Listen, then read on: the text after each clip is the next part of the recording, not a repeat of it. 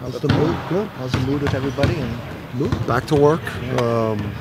Had two good, lively practices, and just trying to get back to that identity. That we feel like earlier in the season, majority of the season, we've been pretty hard playing. Very good defensively. Obviously, not always pretty on the offensive end. But man, we've been gritty and tough, and we've guarded people. So, we're obviously that's the identity that this team needs to have, and we need to take the court with that. And we obviously lost our way last week, but two good practices. Is it easier to find that at home? I think it's easier for players to play well at home. Obviously, really, to be consistent, to play consistently well on the road, you got to be a really good team, and you got to have a program that's in position to consistently do that. I'd say at home you're more comfortable in your surroundings, and but I don't think a crowd or playing at home is necessarily gonna. It's about us. We've got to change just how hard we play. And again, get back to the identity that we've been able to create, up until last week. The fact it's gone off the rails a little bit, did that surprise you at all? I mean, no, especially offensively. I would say not that we lost, but the manner in which we lost was, was disappointing. I think I said, year two. Year two is filled with, should be filled with some excruciating losses, like the Indiana, like the Xavier, losses where you're just not quite good enough, but you have your identity in place in terms of competitiveness and determination and toughness. And again, that goes back to, what we've talked about for 2 days, which is getting back to the identity that I built programs with. Obviously talent, toughness, and just hard-playing guys. You can win a lot of games by having an identity on the court, and we got away from it. Tim, what are all the different things you consider now that you've seen a body of work from freshmen, and maybe you start to consider whether they can play a bigger role, more responsibility, more opportunity? What are all the different things you're juggling when you decide whether to turn that key or not? A lot of things. Obviously, you break down the game film, and you get a chance to see, the multitude of mistakes when you watch it from a coach's perspective, as opposed to, from just watching it once in person or on TV. You see all of the, you just see all the small mistakes, not rotating. Blowing scouting, not knowing what we're running on offense, the things that freshmen struggle with. Obviously, we're with them day to day, so we see their practice habits, and so it's young players in terms of going from bench to starter or continuing to increase their role is just they kind of force your hand. Either they force your hand by how well they're playing and you can't keep them off the court, or or the latter where you just have to go in another direction at some point. When you're struggling offensively, does it leak into other parts of the game? Is that? Oh, absolutely. No, it's. Again, like we're not going to be a prolific offensive team this year. We've got to try to have a good balance of inside out. Obviously, we got to get Josh going. We need the senior guards to obviously play better. We got to find a way to get Tyler more shots. We got to get there's things we can do offensively to be better than we've been, but we're not going to be prolific at that end of the court. We've got too many flaws there. So how does this team compete and give itself a chance to win conference games in a good league? Get back to playing top 30, top 35 level defense. Be tough as heck and competitive. But no, the offensive struggles have affected the mood of the team, which then has affected the competitiveness and determination of the team, which has led to guys not being as gritty and as competitive and as determined at the defensive end. And we've honed in on that the last couple of days. Have you seen on-court leadership? I'm sorry, go ahead. What have you seen from Josh the last couple of days after his performance in the last 2 games? Yeah, I mean, better spirit. You know, a better spirit, a guy that's had more life. It's been a, you know, Josh's a good player.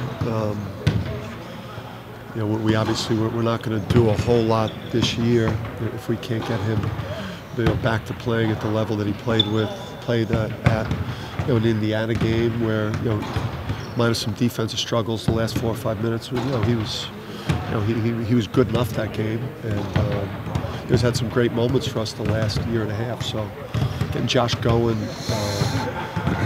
you know, obviously, you know, he's a guy that's struggling right now, and it's my job to get him in a mental place where he's just playing with more life and more energy, because you know, he hasn't had a whole lot of life or energy.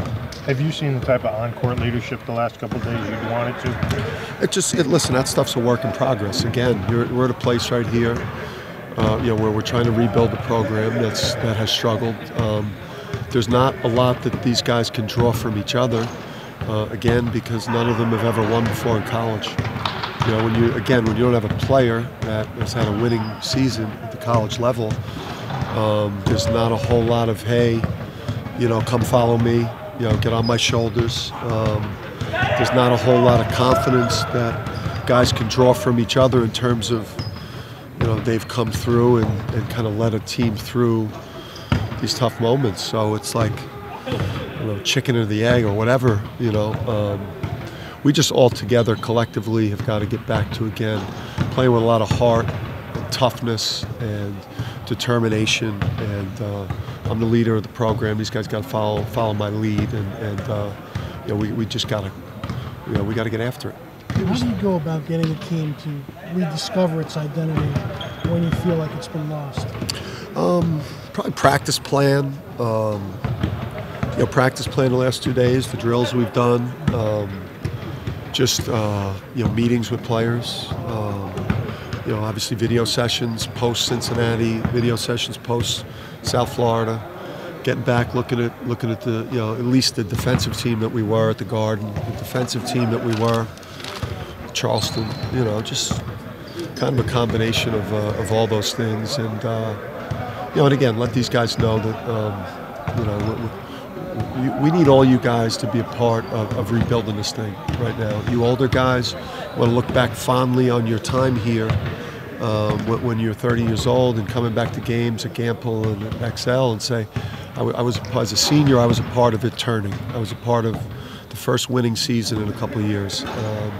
That's what you got to put your focus on. You freshmen, we need you to be tough. We need you to be determined. We need you to grow up quick, freshmen, sophomores. So just a lot of time together. And dealing with where we're at. Tulane's coming off Tulane. You guys are really off today. Yeah. You're like us. Yeah. We haven't worked together in a while. Yeah, no, they run the, you know, matchup type zone, which it preys upon you know, low IQ teams that don't pass the ball very well. You know, because they switch a lot of things, and you know, and you know, you just get put in a position where you just got to be able to make a lot of plays. You got to know when to cut. You got to know when to drive a gap. You got to see mismatches. You know, so at our offensive end of the court, it's going to be, we're going away from playing against physical man teams to a team we're going to have to be able to think against and be able to space the court well. And then they're really hard to guard on offense in a way, a similar way to some of the. You know, some of the teams we play with 4s and 5s that can step out and make threes. Zhang had 5 threes against Cincinnati as a pick and pop 5-man, you know, which is going to be a great challenge for Josh and Isaiah, and then a Cook when he plays 5. They've got a good infusion of grad transfers that seem to be really improved this year. One of whom played for you. Yeah, Christian. Yeah, so you know, they obviously go into grad transfer route there. You know, has certainly elevated their team. They're a much different team. Obviously, great win versus Cincinnati, and you know, very competitive game at Memphis to start league play, where they were, I think, within 4 under 3 minutes in the game. So, yeah, older players, you know, good players. Christian was, you know, again, our recipe. You know, my recipe in these rebuilds is, you know, recruit great talent, get them to play harder than anyone in the country, and then get great guard play. And Christian was part of a stable of great guards that I had at Rhode Island. Obviously, our last year there, he redshirted because our guard depth was so deep that it made sense for him, which now puts me in a position where I got to deal with him tomorrow. So, and he's having a great year. But they've got 4 mature, really good guards, and then 4s and 5s that are really good offensive players. So our defense is going to be stressed tomorrow, and then at the offensive end, we're going to have to play with like high IQ, good ball movement, and understand when to cut and make plays. How's Jalen? Gaffney looked good. Gaffney's better. He was the ankle was better.